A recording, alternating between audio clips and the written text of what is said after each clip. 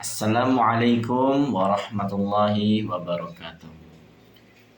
Perkenalkan, nama saya Muhammad Fatur Rabbani, mahasiswa semester 5 program studi PAI, Pendidikan Agama Islam, akan membuat video pembelajaran dengan metode pengajaran strategi pembelajaran berbasis masalah atau problem based learning.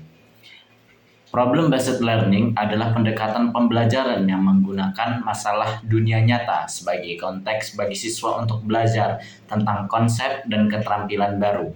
Dalam strategi ini, siswa tidak diberikan solusi secara langsung, tapi didorong untuk mengeksplorasi, berdiskusi, dan menemukan jawaban melalui kerjasama tim atau individu. Saya di sini sebagai guru yang menjadi fasilitator untuk menggiring murid-murid untuk melakukan kerja kelompok yang terdiri dari 3 kelompok untuk menjalankan program based learning dengan mengambil masalah dunia nyata yaitu yang sedang viral dengan sebutan 3 Gus Miftah, Agus sedih, dan Agus yang pelecehan.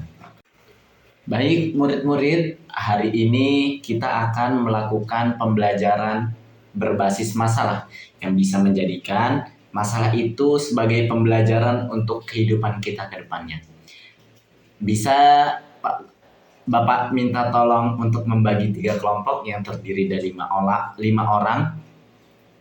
Baik, kelompok pertama mengambil masalah yang sedang viral yaitu Gus Miftah. Kelompok kedua mengambil masalah yaitu Agus sedih. Yang ketiga mengambil masalah yaitu Agus penganiayaan.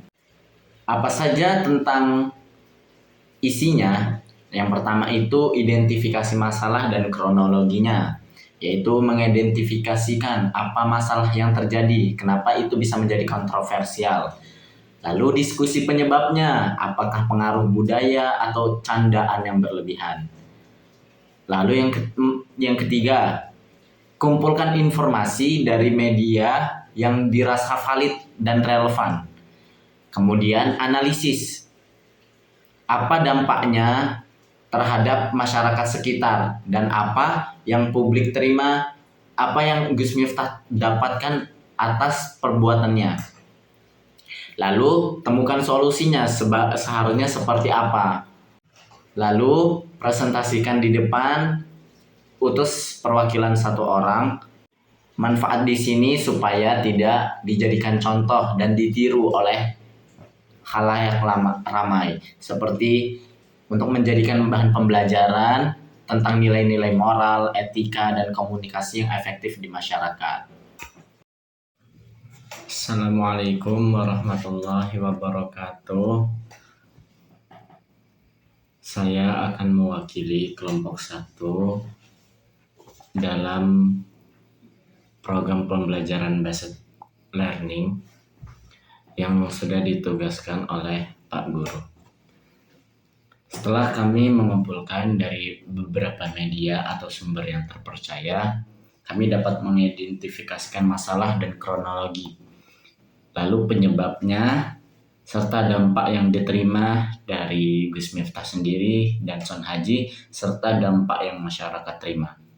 Lalu solusinya dan pembelajaran apa yang dapat kita ambil. Identifikasi masalah. Masalahnya adalah ketika Gus Miftah mengucapkan kata-kata yang tidak pantas untuk diucapkan dari seorang tokoh agama kepada jamaahnya yang dia sedang melakukan sebuah profesinya. Kronologinya adalah ketika itu Gus Miftah sedang ceramah, lalu ada jamaahnya yang nyeletuk untuk dagangannya diborong. Lalu Gus Miftah bertanya, masih banyak nggak dagangannya? Masih. Lalu Gus Miftah menjawab, ya dijual dengan, lalu setelahnya ada kata-kata kasar. Dan itu yang menjadi kontra di masyarakat yang banyak dikecam sebagai tokoh agama tidak pantas untuk melakukan hal seperti itu. Lalu penyebab kontroversialnya yaitu candaan yang berlebihan. Namun memang penggunaannya tidak pantas depan umum, yaitu candaan yang berkata kasar. Mungkin memang niatnya bercanda, namun candaannya terlalu berlebihan, seolah-olah meremehkan profesi, apalagi sebagai tokoh agama dan pendakwah.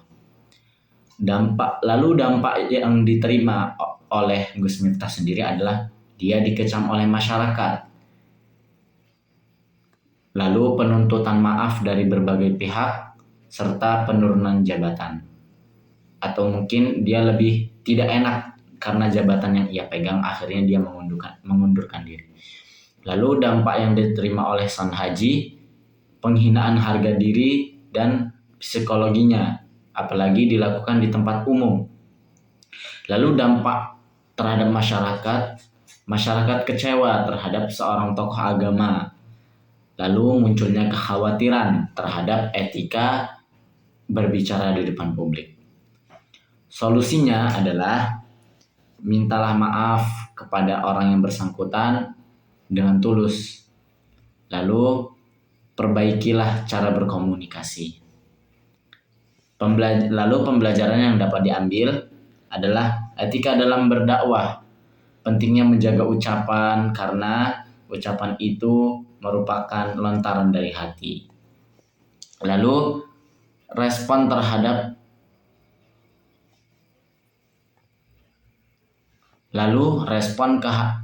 kesalahan. Mengakui kesalahan dan minta maaf secara tulus merupakan tindakan selanjutnya yang dapat dilakukan ketika kita sudah melakukan sebuah kesalahan. Lalu pengaruh public figure. Seorang tokoh masyarakat harus berhati-hati dalam bertindak karena dapat menjadi contoh masyarakat. Demikian presentasi yang dapat kelompok 1 sampaikan.